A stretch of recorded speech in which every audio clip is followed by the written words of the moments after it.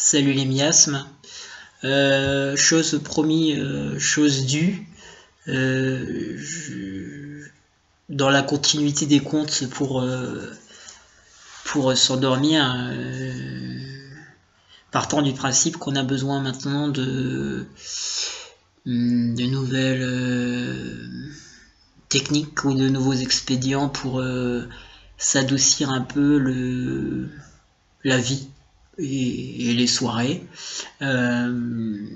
J'avais fait un peu une petite lecture de Barbe Bleue et je cherchais un autre conte pour la suite, puisque le principe de la nuit c'est que ça se répète en fait tous les soirs. Et donc si t'as pas un petit peu de matos, trucs qui tournent en boucle, ça intéresse personne, quoi. Sauf les maniaques et les... Voilà. Donc j'ai trouvé, je pense, de quoi vous satisfaire ce soir. Ce soir, ce sera cette petite Cendrillon de Perrault. Tout le monde a entendu cette histoire en fait, mais faut bien se dire c'est un petit peu une histoire un petit peu sale, quoi. Je crois même que c'est le conte le plus sale de Perrault pour moi. Si on compare un peu pardon, je m'embrouille, le boudoir de Sade, c'est de la Charlotte aux fraises à côté, quoi. Petit clin d'œil à Norbert. Boudoir, Charlotte aux fraises, thématique du dessert. Ça, c'est dans en soirée, ça marche aussi, hein, les petites douceurs comme ça. Si tu comprends pas, il faut retourner à la lecture d'Astérix chez les Pictes, ce sera plus de ton niveau. Concernant les autres qui veulent participer, donc cette chère Cendrillon. Donc je reprends un petit peu la trame, hein, parce que on a attendu tellement de versions que c'est un petit peu confus, mais allons-y. Donc ce conte, j'en reviens à ce que je disais, c'est un petit peu comme si on te mettait du Viagra en intraveineuse, hein. C'est clairement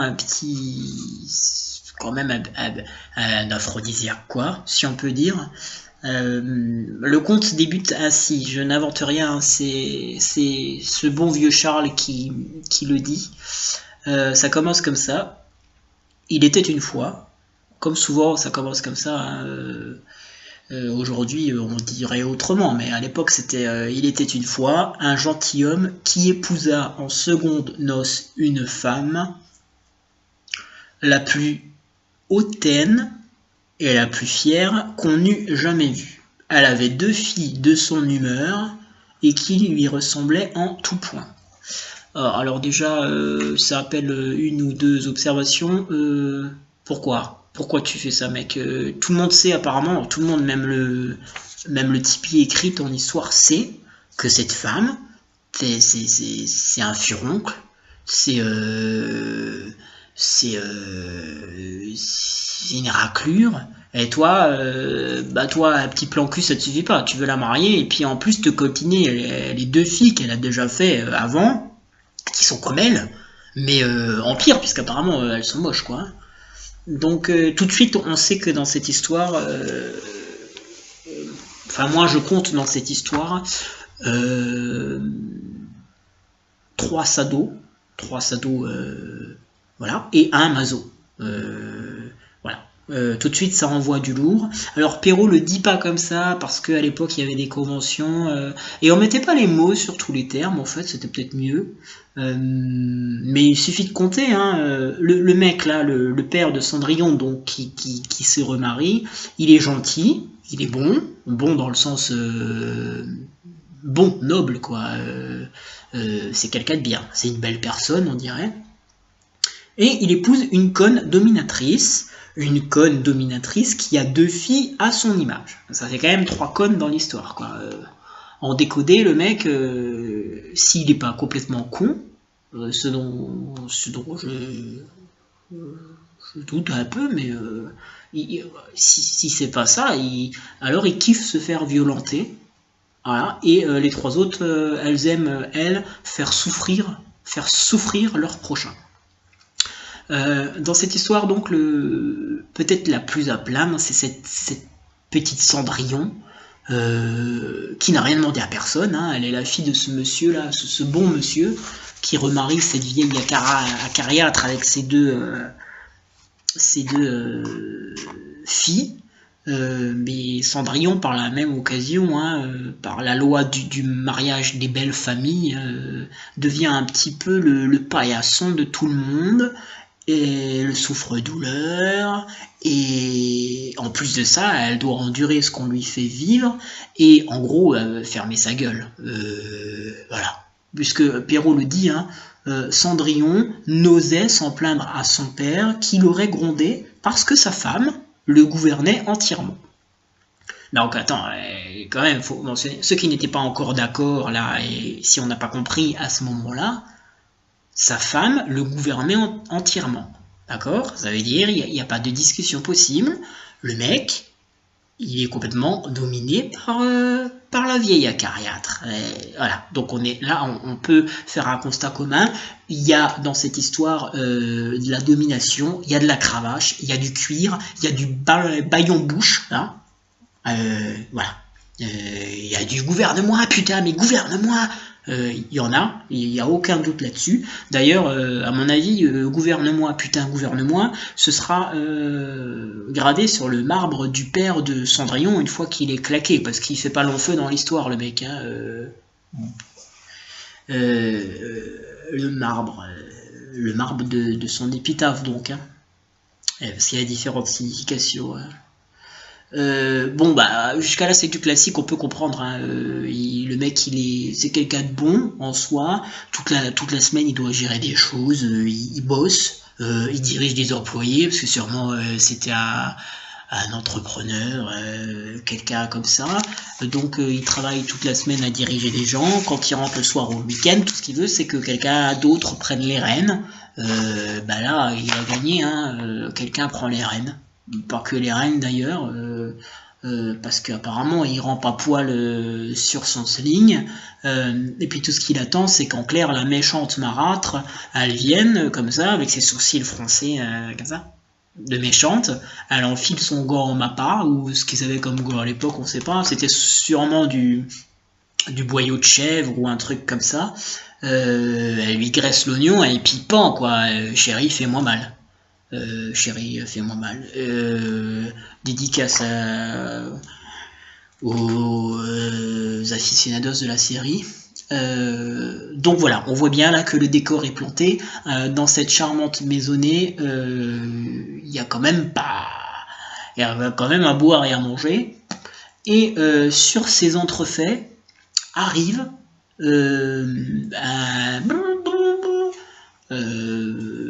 comment on appelait donc ça, une sorte de troubadour quoi, qui vient avec une feuille grande comme un tapis, annoncer que il y a un bal qui est organisé par le roi, bal dont la finalité est de trouver enfin une épouse à son fils le prince, toujours puceau, et pour lequel la reine, sa mère, est fatiguée finalement de, je pense, devoir encore faire bouillir ses bas princiers pleins de foutre, en fait. Donc ils se sont dit bon maintenant tu sais quoi mamie, on va parcourir monts et vaux, vallées et cantons, on va faire une annonce et puis on va bien lui trouver une greluche et puis c'est elle qui prendra le relais parce que là elle commence sérieusement à nous saouler le prince quoi. Voilà, alors là les demi-sœurs qui entendent cette opportunité là, elles en peuvent plus. Alors les demi-sœurs, on connaît pas trop leur prénom, hein, c'est assez confus, on sait qu'elles sont méchantes, on va en fait les appeler les moches, parce qu'on comprend assez vite qu'elles sont moches. C'est pas moi qui le dis, hein, c'est pas du racisme anti-moche, mais Perrault décrit un peu leur préparation quand elles entendent la nouvelle de ce bal, il nous dit comme ça, ouais, bah alors les deux moches, elles vont se préparer, et leur préparation se limite à un jeûne, pardon, de 2 jours. Voilà, je cite, elles furent près de 2 jours sans manger, on rompit plus de 12 lacets à force de serrer leur corsage, hein, pour leur rendre la taille plus menue. Donc en clair, les sœurs de Cendrillon, elles sont moches, oui, mais elles le savent. Elles le savent et elles en tirent les conclusions suivantes. C'est que pour choper du prince, va pas seulement falloir être belle, et comme elles ne le sont pas, va bien falloir trouver un autre moyen de un peu titiller sa curiosité, si on espère se sortir de la masure de paysans dans laquelle elles vivent. Et que vu leur tronche, bah, il va falloir faire un effort sur la garniture, offrir la petite touche supplémentaire, comme on dit aujourd'hui, un petit peu le parmesan du gratin, quoi. Et leur petite touche à elles, bah, ça peut être que quelque chose d'un peu caché. Leur petite touche à elles, c'est un côlon bien propre, bien clean, bien lisse, quoi, un côlon flambant neuf, leur petite cerise, un peu comme ça, leur petite cerise à elle. D'ailleurs, cerise en anglais c'est cherry. Si on cherche sur certains sites spécialisés cherry popping, il y a des choses. Maintenant, si t'es mineur, n'y va pas. Si t'es stagiaire et que tu regardes ça parce que t'as rien d'autre à faire et que à part faire le café on te donne rien d'autre comme tâche, je comprends. Par contre, ne consulte pas ça depuis ton lieu de stage, tu risques d'avoir des problèmes. Voilà. Donc tout ça pour dire que finalement 2 jours de jeûne, ça ouvre la porte de bien des cabinets secrets. Cabinet secret, petite dédicace à ce con de barbe bleue. Voilà, on l'oublie pas, on pense à lui. Bon, il a un peu mérité ce qui lui arrive, mais on pense à lui. Donc là, à partir du moment où on parle de la petite cerise des moches, si on a envie, on peut glisser une main humide sous son slip. C'est pas sale. On peut caresser le petit. Hein. Le petit, c'est à la pétanque. Le petit, c'est le cochonnet là, le truc sur lequel on se base pour lancer ses boules en fait, hein.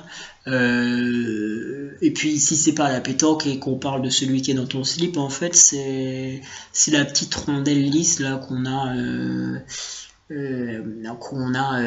ou que notre voisin on sait pas, sur la face arrière du bassin. Ça se contracte un peu quand tu la touches. Voilà, donc dans l'histoire on a donc maintenant un Sado, 3 Mazo, donc le Sado, le père de Cendrillon, 3 Mazo, on a compris que c'était la vieille marâtre et ses filles, ses moches de filles, et puis 2 filles ouvertes, voilà, 2 filles ouvertes et entreprenantes, hein. Enfin, la conclusion, et on l'entend souvent d'ailleurs, c'est que les moches donnent souvent plus de leur personne aux pieux. Bah, je sais de quoi je parle là. Par contre, ouais, je sais, je baise quoi. Voilà. Donc on en revient au bal qui finit par arriver, à toute cette tension là, tout ce jeûne pour serrer les corsets. On arrive au bal. Là, moi, le bal, ça me pose un petit peu problème parce que l'atmosphère, ça pue quand même un peu le bal libertin. Vous voyez, c'est un peu. Il y a un petit air de Eyes Wide Shut là avec Cruzy Tom. Et la petite Rockinetta là, enfin la petite ou la grande, on sait pas très bien combien elle mesure vu que l'élément de comparaison c'est Tom et que Tom il est un petit peu pouce quoi, Tom pouce. Mais voilà, donc il y a déjà ça, cette petite ambiance là, et en plus ils sont tous costumés, hein, mais pas costumés genre on va à une soirée, on se fait beau, non, costumés genre attention, on va à un bal, on en parlera encore dans les livres dans 4 siècles, il faut vraiment faire un truc de malade. Et puis personne se parle, ça choque personne, mais personne se cause. La seule activité apparemment qui est décrite par Perrault, c'est que en fait chacun mate chacun mate ce qu'il veut, quoi, en fait, hein. D'ailleurs c'est clairement précisé noir sur blanc qu'à l'arrivée de Cendrillon, tout le monde se fige, voilà. Et toute génération confondue, le roi y compris, hein, donc le vieux roi, hein, le père du prince, tout vieux qu'il était, il ne laissait pas de la regarder. Bah oui, tu m'étonnes, si le vieux bande, et ben, ça le dérange pas trop, puisqu'en plus il le précise apparemment à sa femme qui est à côté de lui pour le bal. Hein. Bon, chaque couple définit sa zone de liberté. Donc, on a 3 sados, un maso, 2 sodomites, une partouze intergénérationnelle et un petit peu incestueuse quand même. Hein. Voilà. D'ailleurs, le bal est pas très, destiné à faire connaissance à la base. Hein. On nous dit que le premier soir, quand la belle Cendrillon se carapate là et qu'elle laisse un chausson, le prince connaît même pas son prénom, quoi. C'est-à-dire qu'ils ont même pas, pendant la soirée là, qu'ils ont passé à reluquer les uns les autres, ils ont même pas eu le temps 2 minutes d'échanger un prénom, quoi. Je sais pas, moi un prénom généralement c'est 2, maximum 3 syllabes, quoi. Bah, peut-être pas non plus prendre les gens pour des imbéciles, quoi. Voilà, enfin comme quoi les filles, arrêtez de vous monter le ciboulot, hein. Un prince, c'est un mec comme un autre, quoi, hein. C'est un mec qui cherche à tremper son pinceau, même si le pinceau du prince, bah, peut-être qu'il est fait de soie royale, mais au final, bah, c'est pareil, hein. Voilà. Donc, ils ne se causent pas. Ils avaient certainement mieux à faire, je pense, hein, puisque on nous précise quand même que les rares fois où ils se causent, donc il y a quand même une sorte d'échange, sauf que cet échange, il se limite à se dire des douceurs. Voilà, ils se disent des douceurs. Donc pas de prénom, pas d'adresse, puisqu'à l'évidence, elle laisse sa pompe, mais il ne sait pas où la chercher. Donc pas de prénom, pas d'adresse, mais ils se disent des douceurs. Donc chacun est libre d'imaginer les douceurs et les gourmandises qu'il veut. Bah, après tout, ces soirs de pleine lune, chacun voit minuit à sa porte. On peut aussi accompagner tout ça d'une main humide dans son slip. Voilà. Bon, encore une fois, c'est à la discrétion de chacun. C'est des gourmandises qui font pas de mal, ça laisse pas de cholestérol, c'est pas problématique. Il n'y a pas de sucre là-dedans. Allez-y, hein, tant qu'à faire. Il nous reste encore 2-3 trucs sur lesquels on peut encore exagérer, sans qu'on nous fasse des spots publicitaires à la télé, à la radio et sur internet. Donc profitez-en, hein. Vous avez ma carte blanche. Donc en partant, puisque évidemment quand minuit sonne, Cendrillon part, elle offre des... J'ai jamais compris très bien pourquoi, elle offre des citrons et des oranges à ses sœurs là, aux moches. Alors elles se sont pas reconnues parce qu'elles sont un petit peu pimpées, quoi. Mais elle part, elle prend quand même le temps d'offrir des citrons et des oranges à ses sœurs. Donc on ne sait pas très bien ce qui se passe. Ben, peut-être qu'à l'époque déjà ils se souciaient des 5 fruits et légumes par jour. Peut-être. On n'a rien inventé, hein. On n'a rien inventé, donc peut-être c'est ça. Voilà. Oui, bon, à ceux qui me feraient le reproche, le citron c'est un agrume. Oui, je suis au courant. C'est un agrume. Fruits et légumes, ça compte pas. D'accord. Enfin bon. Au supermarché, je suis désolé, il n'y a pas un rayon agrumes. Tu vois, tu cherches ton citron et tes oranges dans le rayon fruits et légumes, ça dérange personne, donc bah, si tu fermes ta gueule. Voilà. Il y a une autre sado dans l'histoire, une vraie, hein, une dont on n'a pas parlé, c'est la marraine Bonnefée, là. C'est la petite grosse, là, qui s'occupe de Cendrillon. Alors celle-là, ça fait quand même des années qu'elle existe, hein. Elle est pas née de la dernière pluie de citrouille, hein. La meuf, elle est là, elle existe. Elle connaît les conditions de vie de Cendrillon, les conditions qu'elle endure depuis le mariage de son père avec la vieille acariâtre et ses 2 filles moches mais ouvertes, mais elle n'a pas bougé le petit doigt. Hein. Non. Elle se manifeste à partir du moment où elle entend parler d'un bal, la meuf. Tranquille, pas de stress au KLM. Oubliez, faut surtout pas mentionner les années passées par Cendrillon à en chier comme une poussiéraillotte en plein goulag russe sous Vladimir Poutine. On n'en parle pas. Par contre, je viens de voir comme ça. Eh, dis donc, t'as pas entendu parler d'un bal? Eh ben oui, il y a un bal. T'aimerais y aller, toi? Hein? Ah, tu aimerais aller à ce petit bal? Oh, elle aimerait aller à ce petit bal. Ah ouais, t'es sérieuse la petite grosse? Bien sûr qu'elle veut y aller au bal, putain. Ça fait des années qu'elle passe ses journées à nettoyer les chiottes de ses sœurs, qui sont même pas ses sœurs, à coucher dans la cendre. Bien sûr qu'elle veut y aller au bal. C'est quoi l'intérêt de remuer le couteau dans la plaie sanguinolente? Connasse.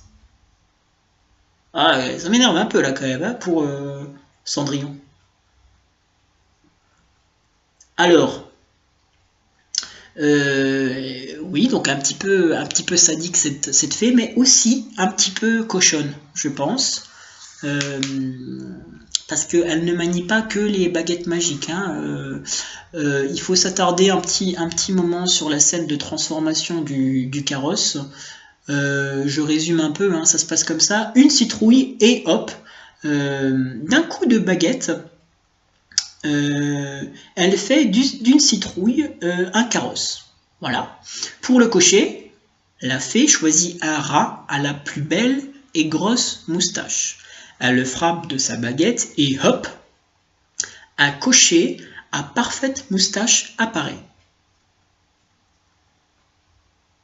Donc, pour les débiles et les limités, parce qu'il y en a, c'est pas forcément de votre faute, c'est en partie de votre faute, mais pas seulement, il y a aussi les perturbateurs endocriniens, mais bon, c'est trop tard pour vous plaindre, il fallait voter pour quelqu'un d'autre, voilà. Donc pour les débiles et les limités, on va un peu décrypter, en clair, les caractéristiques majeures de l'animal transformé par la fée se retrouvent chez l'humain, qu'elle fait apparaître avec sa baguette. Du coup, moi j'ai quand même une question, c'est que y a un truc qui me turlupine un peu, la queue de rat là, la queue longue et épaisse. Le cocher, il la garde après sa transformation. Quand il passe de rat à homme, l'essai est transformé, parce que si c'est le cas, Madame Cochère, elle va être ravie, hein, si tant est que le cocher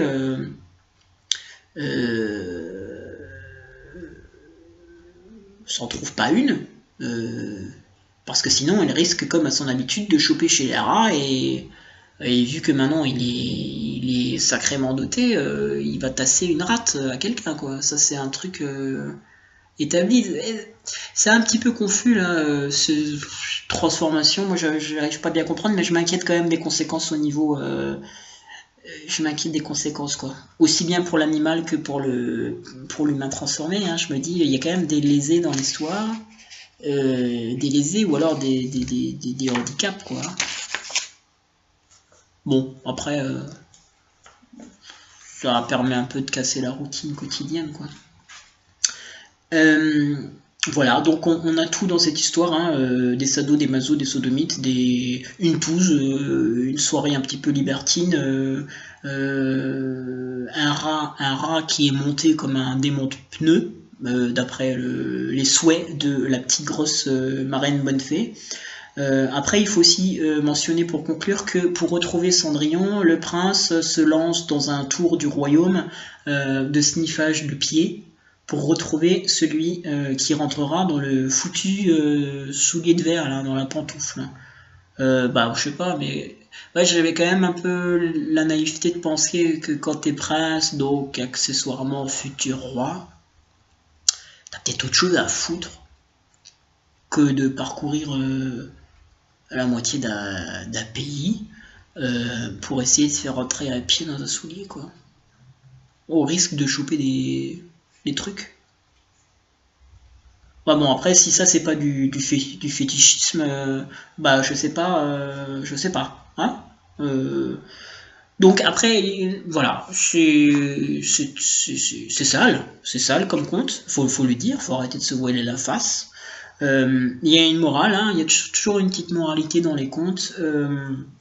Déjà, une chose qu'on sait tous, hein, enfin tous ceux qui l'ont expérimenté, c'est que les familles recomposées, c'est de la grosse merde. Faut pas se mentir, c'est de la grosse merde. Ça s'arrange après quand on est adulte et que on oublie tout ça, mais à la base, les familles recomposées, c'est de la crotte en barre. Voilà. Et puis ensuite, si Internet est dans le salon et dans le salon il y a tes vieux qui regardent, je sais pas, Joséphine Ange Gardien, Camping Paradis, voire mieux, qu'est-ce qu'il y a de mieux, Danse avec les stars. Et que t'es privé d'internet, te fâche pas, tu prends un compte de Perrault, tu laisses marcher ton imagination et tu verras que ça produit autant de liqueurs de gland que YouPorn ou il y a quoi d'autre, Tubate ou ce genre de choses quoi. Voilà. Donc sur ces bonnes paroles, je te laisse t'endormir et te dis à bientôt pour une autre histoire. Je sais pas encore laquelle, mais je vais trouver.